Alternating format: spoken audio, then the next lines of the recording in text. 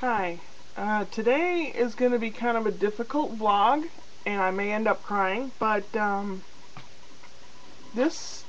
vlog, I'll try to be as family friendly as possible, is about my abusive past. Not drug abuse, but being in an abusive situation. When I grew up, I had all kinds of physical ailments. I had scoliosis and lordosis, curvature left and right and front and back of the back, and I was in a back brace from my hips to my chin for 3 years, and then that forced my teeth out straight. I had braces on my teeth for 6 years. I was always the tallest and skinniest kid in school. People made fun of me. I was such an outcast and an outsider and a nerd. I would sit and read and draw and daydream. I was very lucky, though, very fortunate that I grew up in Iowa, and the school systems in Iowa are fantastic. They were excellent. If you needed a little extra, they'd take you aside and say, you want to go down to this room down here, read all the books you want. If you're done with your homework already, you're just staring out the window, you're going to distract some other kids. So, yeah, go and do. All right. But anyway, where I grew up, there were really not too many kids right around my house. There was a neighbor boy, but, hanging out with a neighbor boy all the time. I'm sure he got tired of having to deal with us guys at our house. But, I kind of was raised with... I grew up in the time period where girls either grew up to be mommies or maybe a teacher or a nurse. To think that you could be an architect or anything else, people kind of thought, yeah, right. So girls growing up now, you've got so many things that you can do. It's amazing. And I don't know. I felt that I wasn't accomplishing anything unless I got married and had children. And I was just panicking because I was getting older, and living at home was like, you have to do what I tell you to do. You're under my roof, and I tell you this, you do this. And I just got kind of tired of it. I got tired of my room being searched all the time and my mail being opened. I thought, crap, So I was looking for someone, and I couldn't really find anyone, but I saw this guy. He was in a kids play. I was babysitting this family, and they said, you want to see this kids play with us? I said, yeah, sure. And he played my ex. He played this grown-up child of a prince in a play, The Purple Prince. And I don't know, I could recognize someone that needed help in my head. And that mothering instinct in me was really, really big and really strong. And it still kind of is. So I got together with him, and I left my parents' house and moved in with this guy. It was okay. He didn't like having sex, which I thought was very strange. And I am totally opposite. But I would have the job, he would take the money. He'd order stuff, clothes, and gadgets for himself. He rarely had a job. He couldn't hold a job. He had a terrible temper. When his face would turn bright red, I knew that he was going to explode and have a temper tantrum and all that. But I didn't want to go back home, because I didn't want to have to deal with that anymore. And I wasn't strong enough to do anything on my own. And I didn't really have any friends, because I wasn't one of those cliquish girls that hung out with a bunch of girls. I didn't have girlfriends. I'm a tomboy. I really don't care. I'm a nerd. I hung out with nerds. Now nerds are popular. Back then they weren't. So, basically, I had the job. I did all the work. And then when Brian came along, my oldest son, who's going to be 29 in a couple weeks, amazing. Things changed. I had to take care of a baby. I had to dress and feed and all that, the baby. And all the attention wasn't my ex's anymore. He didn't like that. And through the years, then Scott came along. It's amazing that they were even born, really. When I went into labor, oh, I have this program I want to listen to on the radio. It's over at 5, and I was in labor at noon. Brian was born at 6:30 in the evening. We barely made it to the hospital. No pain pills for her. No this, no that. I had no pain relief with either kid. I had complications with Brian because the doctor was drunk. We were a charity case, and there is a difference when you're a charity case and when you have insurance. Scott was an insurance baby. But that's a whole nother story. He didn't care. My ex didn't care, and we were told we were renting a house, and the landlord sold it to their granddaughter, and she said she wanted to move in, and we had to move out. So we had 2 little kids by then. Finding a place to rent to 2 little kids, well, a family with 2 kids, was difficult.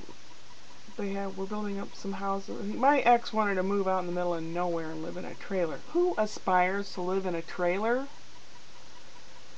All I could see was me being buried beneath the trailer, and the cops going out there and him saying, well, I don't know where she went. He had guns. He slept with gun under the pillow. He threatened my life. He kept me apart from family and friends. He called me stupid, fat, C-word every day, all day. He'd make me get on my hands and knees and clean the floor, and he'd kick me a good swift kick in the tailbone and break my tailbone. He'd come up and stomp on the top of my foot with his heel. He'd pee in the sink. I mean, there are so many different things. Let's see, there's a list of things. He made all the decisions. I couldn't see family or friends. He'd take my money as soon as I had it. Threatened to kill me, threatened to kill my parents. Name calling, criticizing. I had to tell him who I spoke with, how long I spoke with him, where I went, what the mileage was, everything. And then it came to the part where he told me I was going to school to learn how to do something to make money. And then my car wasn't working, so he made me walk 13 miles to school. I had to hitchhike.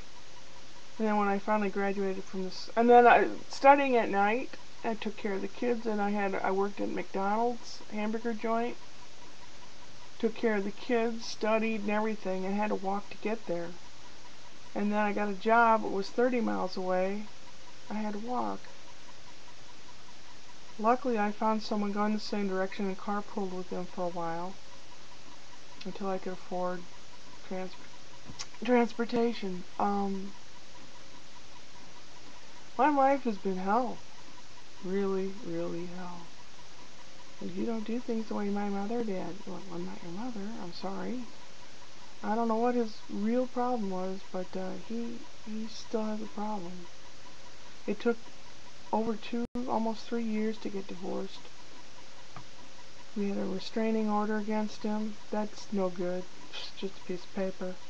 When the cops were called, they'd have to ask permission if they could come in, and they ask you if you're okay. And of course you're going to say you're okay even though your face is red and you've been crying and everything. But now the laws in Missouri have changed, and if they feel that there's suitable cause to come in, they'll come in. And if they arrest the guy, they can only hold him 2 hours before they let him out on his own recognition.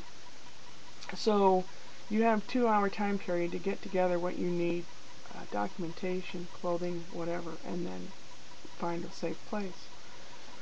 We went to my parents. I lived in my mom's basement for 2.5 years with the kids. We left all our stuff behind. I never thought I'd see it again. We went through 2 or 3 years of family counseling. It was my ex made a big deal. All this counseling, it's her fault, and we really need counseling, and she needs talked to. But if we had a female counselor, oh, she's siding with you because she's female. If we had a male counselor, oh, he's hitting on you because he's male. Nothing was ever good enough. Nothing was ever right for him. It was always wrong unless he could call all the shots. And I had to go all the way out to where we used to live, take the kids out there, and then he'd say, well, if you want to see the kids, you're just going to come back and pick them up. And then we had like this visitation crap, and then finally the kids were not quite old enough, but they were like 12 and 14. And the lawyer said, if they really don't want to go for visitation, they don't have to. Legally, I guess they're supposed to, but they're smart enough. And kids know. Doesn't matter how old or young kids are. Kids know where there's a problem. I'm proud of my children for growing up as well adjusted as they have. And it's important. When I got the divorce finally, I was granted the house. And it took a long time to get him out of that house. And he had welded all the doorknobs shut and painted all the windows black so you couldn't see if someone was home or not or anything. I mean, it was just a mess. Accidentally, he had left a few things behind. He'd taken everything out with this move-it-yourself truck except the last load. I don't know where he put it, and the kids and I happened to go there, and I took a ball-peen hammer and hit the doorknob off and replaced it with a new knob, because I know how to do stuff like that. And there was just a few bits of furniture left, so that's what I brought that here. Plus a couple of things I bought while we were living in my mom's basement, and then through the years I've accumulated stuff, but it's like, it was hell. It was like living from one concentration camp to another. And people didn't know what to do. They didn't know how to help. I mean, he'd come to work and he'd find my car in the parking garage and he'd open up the trunk and put garbage in there and piss on it. I mean, it was just awful. It was just hell. And I'm still afraid of him to this day. My son said, oh, he's an old man, I could take him. Like, no. I told the judge at the final whatever in the divorce thing is that, I don't care if I get anything back or not. I just don't ever want to see him again. Ever. And I don't want the kids to have to see him either. I mean, it's a shame that somebody like that gets away with it, and there are plenty of them out there. And not only men are abusive, there are women that are abusive. There are decent men out there, there really are, that are abused by women that just take over and call the shots and everything. And that boggles my mind. I just can't fathom that. I think any relationship, whether it's just a buddy-buddy, renting an apartment together or whatever, it's give and take, and it's sharing and all that. I mean, even my wedding vows, he wanted to cut out the for poorer, for sickness, richer, poorer, sickness and health. It's like he wanted to call every shot in life. But finally, that's over with, and I've been free of him for 13 years or something. And I'm very, very happy. It was like a millstone lifted off my shoulders, like concrete blocks that would shook off my shoulders. And basically what I wanted to say in this vlog, that's kind of my past in a nutshell.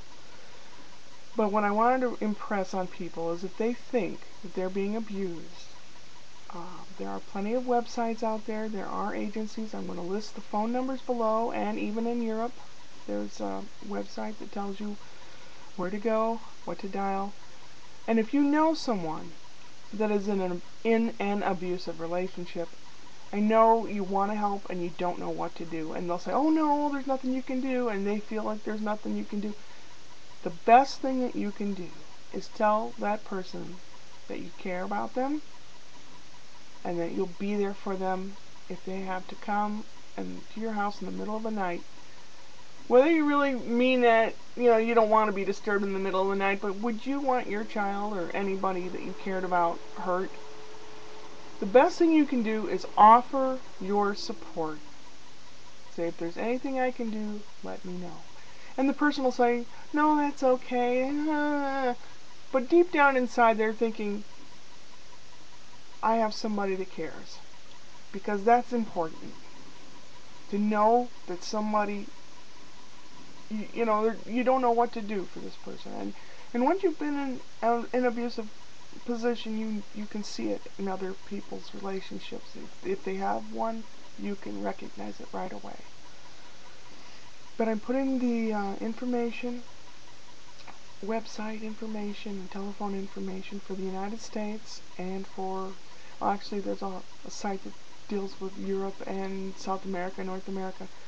So I'm going to put the information below, and I'm sorry, it's a bummer of a vlog today, but I've been meaning to do it all year, and I thought, well, I guess I did it. So, see you tomorrow. Upward and onward.